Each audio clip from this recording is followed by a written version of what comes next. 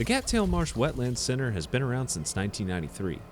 They've seen thousands of visitors come and go to enjoy the beautiful marsh scenery. We just want everybody in the community to come out. Whenever you have friends who come visit you, come bring them to Cattail Marsh, because we're in the city limits and it's beautiful and it's unlike anything else we have in the city of Beaumont. In 2016, they added a boardwalk and a jogging trail for visitors to enjoy. Other amenities include a gift shop and brochures for different activities to do in the area. We also, in our gift shop upstairs at the Education Center, we sell all sorts of great merch, kind of like this vest I'm wearing here, so that's a shameless plug.